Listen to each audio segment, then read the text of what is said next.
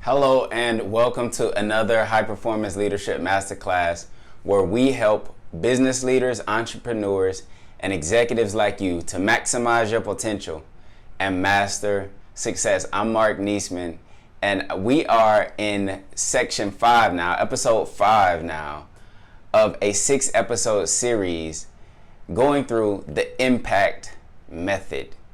Impact is an acronym which represents our culture, and it's these 6 different words, these 6 different characteristics that make up a high performance culture and helps to develop high performance leaders time and time again on autopilot, if you would. And while it takes work to get going, once it's in place, you cannot mess this thing up. And that's why we love it so much, because the whole point internally as leaders, for us within our organization and among our staff or our employees or our associates, should be to create impact, right? That's the number one thing that we want to do internally, is to create impact. We want individuals to become better, because naturally when we have better people, we'll have better processes. When we have better processes, we'll have better products. Better products lead to better profitability, right? It's a trickle effect that naturally leads to growth in all areas that matter most for us. And so here we are on the letter C of the impact method. Now the letter I stands for identity. The letter M stands for mission. The letter P stands for purpose. The letter A stands for an attitude of adaptability. And the letter C stands for core values. Core values. Now, some of you may be listening and you're saying, Mark, I gather the others, but what exactly are core values? And core values ultimately are beacons that determine, they're internal gauges. They are internal gauges or internal beacons of light that determine how you and I think and how you and I behave.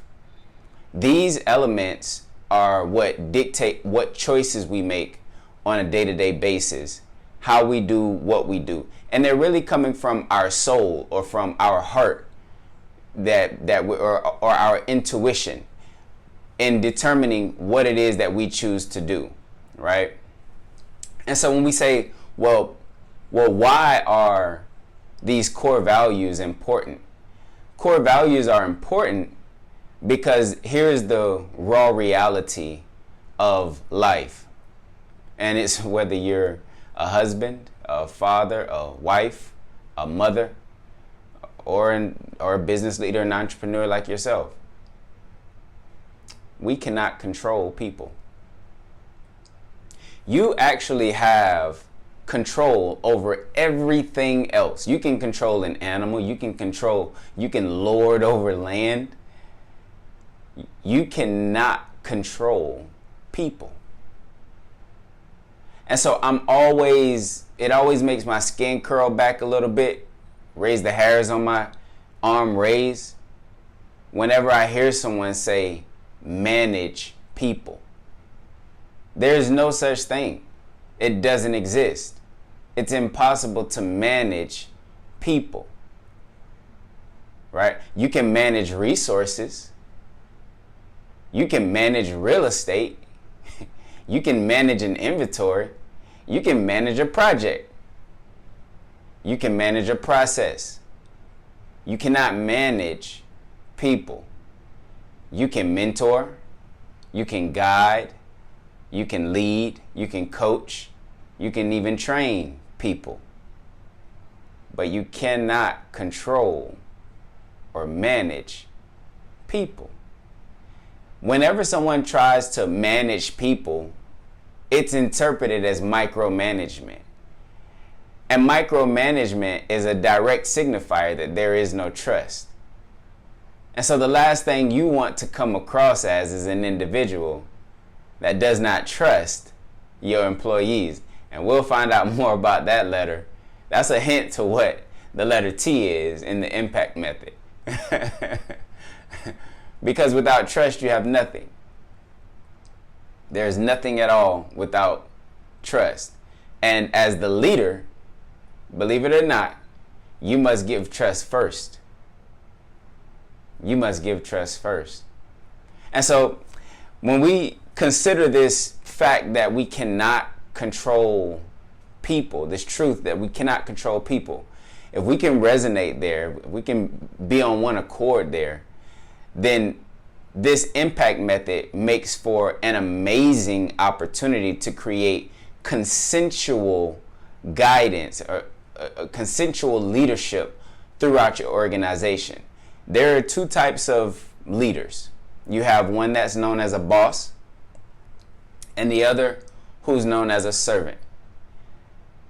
The boss tends to lead through transaction.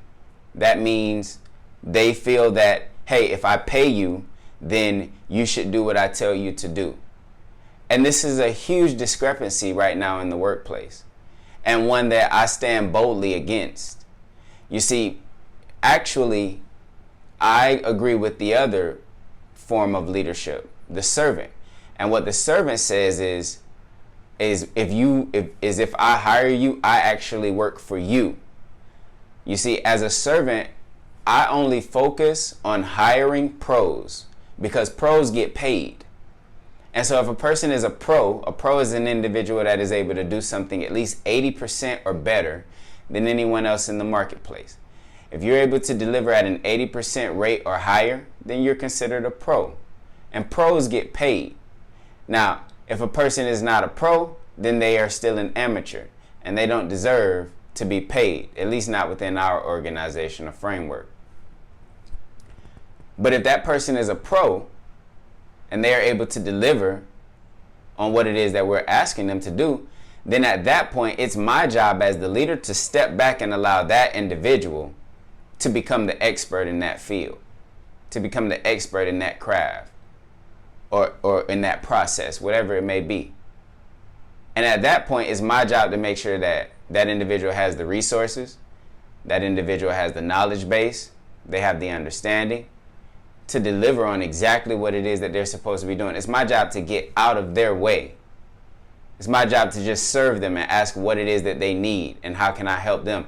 Because as a leader, my main objective is not my customer or my client. My main objective is my staff, my team, my employees, my associates. Those are my customers. Those are your customers as an executive. Your job should be to win them back over time and time again. Well, the ultimate way to do that is through service. And this creates a consensual leadership style versus a leadership style that comes from faith versus one that comes from fear. People follow you because they want to follow you, not because they feel that they have to follow you. So internally, none of my team or my staff is allowed to call me boss. I don't go by boss. I go by, you can call me a servant. You can call me a servant, but boss is absolutely not allowed. And it's for this same reason. I don't want anyone within our organization to ever feel like I'm superior. If anything, I'm not sitting at the top of this mountain. The mountain is inverted. I sit at the bottom of it and I hoist it up, right? I'm a servant leader. And because of that, I don't necessarily lean into controlling the actions of other people. So there's no toxic culture in our organization.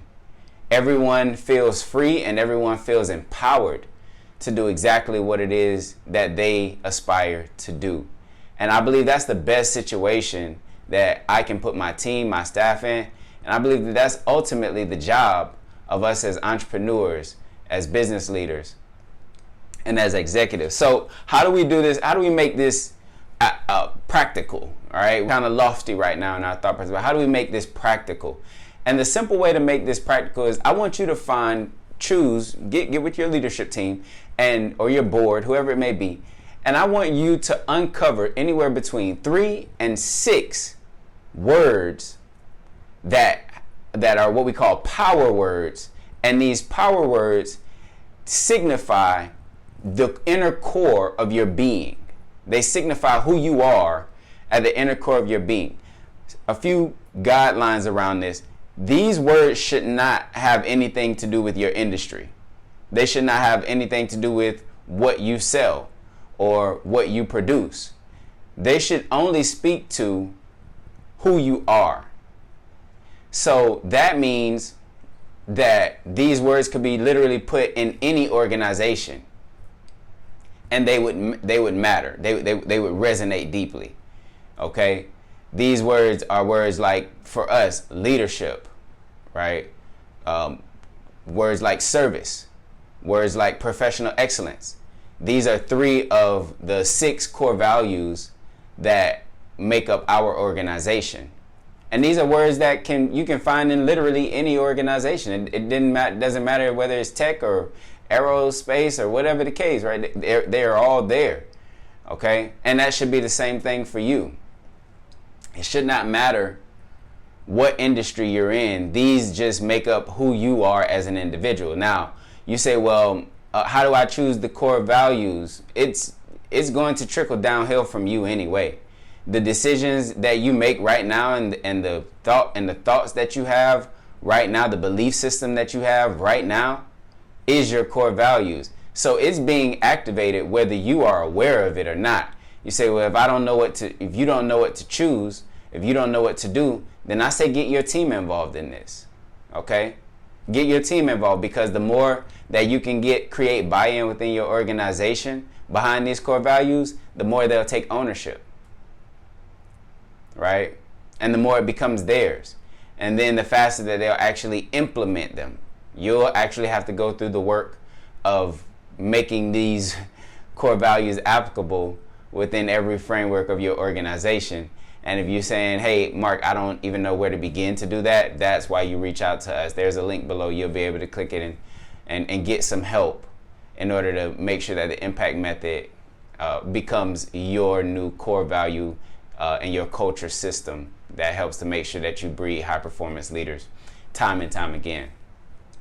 And so that's one simple step you can take towards implementing core values within your organization and making sure that you have beacons that guide your people in full consideration that you cannot control them. Another element that this does, and another place that this is important, that this should be applicable, is actually in your hiring process. Okay? This not only in your hiring process, but also in the customer acquisition. Okay? These are core things that matter a lot when it comes to drawing people towards you and repelling those that you do not want. All right? If you cannot put together a system of 3 to 6 words, people don't necessarily really know who you are or what you stand for. If we go back to this concept of high performance leadership, high performance is skill sets. That's what you do. But leadership is core values. Leadership is competencies. Leadership is character. And that's why you do what you do. And for most people, just as much as they want to know what it is that you do and they want to know that you can deliver at a high level in it, it's just as important for them to know why you do what you do. Because that creates long-term buy-in. And if you're anything like me, you don't want a client or a customer just one time. You want a client or a customer repetitively. You want them time and time again. Core values is the way to that. You don't want an employee just one time. That would lead to high attrition, right? You want them time and time again. You want them time and time again. And you want them to grow within your organization. You want them to go from being a pro to a high performer. And from a high performer to a high performance leader. Thanks so much for tuning in. Hey, the next episode is the letter T, as we dive into trust and what actually makes up trust, whose job it is, and how to maintain it within your organization. I'm Marq Neasman. Thanks so much for tuning in to another High Performance Leadership Masterclass. Until next time, fix your crown and rule the day.